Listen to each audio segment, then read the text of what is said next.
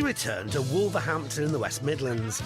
This auction lot was so badly fire damaged we couldn't go in, but with a lot of space and a large garage at the back, it felt like a good deal for £20,000 to £25,000. That guide price is sounding pretty good to me.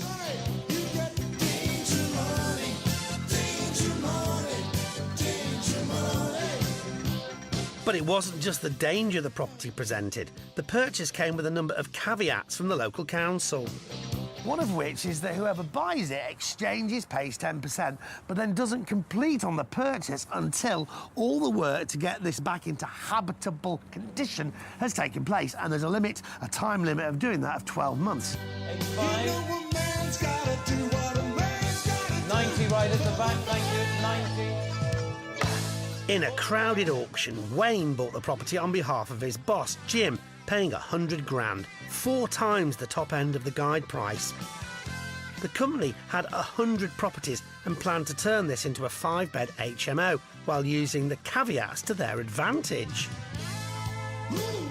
And that was part of the attraction of buying it. We only needed to pay 10% down, so £10,000 today.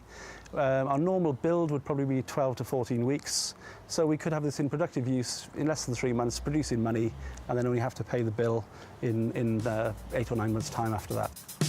So it looked like the relaxed and optimistically minded Wayne was confident that this place would be put right in just 16 weeks on a budget of £80,000, and the tenants would be in within a year. It's been longer than that.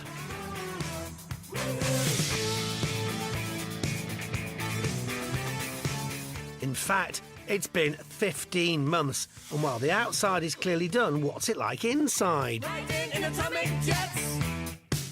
High-tech.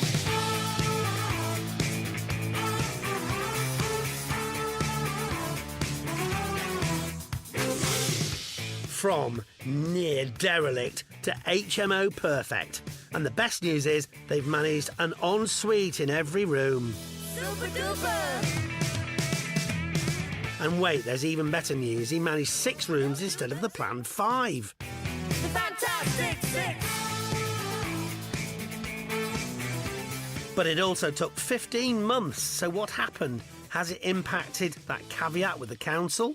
Company owner Jim has come along to explain. There's always challenges when you convert a building.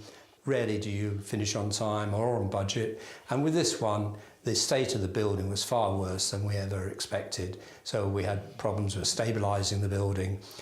We found there was a well at the back, so the building control were very keen to ensure that we got that secured. The work had to be done within 12 months, but we ran into lots of problems, so it's taken us much longer. So we approached the council and they've been very helpful. They've extended the period. They're keen to get this property into useful use, and they've given us an extension. Thanks for goodness. But despite the problems, Jim's team has exceeded expectations. When we do building work, I tend to leave it to the builders. I don't use architects or designers. As they started on the job, they realised they could get 6 rooms out of the property, mainly because they built an extension at the back of the property. We've made this a little bit better. We've made them en suites. People prefer to have their own bathrooms. They don't want to share, so that's made things a little bit better for us. That extension, created under permitted development, has pushed the budget up from 80 grand to 100. And Jim, who knows a thing or two about HMOs by now, knows that such a setup requires a lot of additional work inside. When you create an HMO, there's a lot more that the councils like to see in the properties. They're very keen on making sure there's adequate fire protection, so you need to have a fire alarm system. They want to see fire doors. They like to see emergency lighting. So it does add considerably to the cost if you convert a building, but if you do it at the design stage, it doesn't add that much to the building's cost. Worth checking with your local council about HMOs, as each have different requirements and regulations. One bonus is the garage at the back. Jim is exploring the option of knocking it down and building a bungalow on it.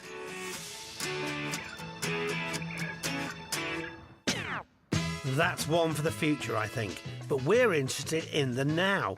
Over time and over budget, can Jim and the company make a profit having spent over £200,000 here? We called in 2 local property experts to give their thoughts and valuations, including the agent who saw the lot before the renovation. This is the second time that I've visited the property. The first time was one that we just poked our head through the front door to have a look.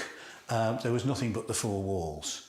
And I must admit the vendor has made an extremely good job of modernising the place and kitting it out with 6 apartments for letting. The standard of the finish is very good, and I expect that to appeal to anybody that's looking to rent accommodation in the local area. So what kind of monthly rent could Jim expect for the building if it were fully let? If the property was fully let, then I would envisage an income in the region of £2,700 per calendar month. With full occupancy, the monthly income would be in the region of £2,700 per calendar month. £2,700 a month is absolutely right. I think that would be, if it's fully let, we would be able to get that. And with such a good quality property, I wouldn't be surprised if we let it very quickly and we don't have too many voids on the property. Against that 200 grand spend, a fully let HMO at £2,700 per calendar month gives Jim a humongous 16% yield. See what I did there? With over 100 properties under their belts, Jim, Wayne and the team have become dab hands at the renovation and HMO game.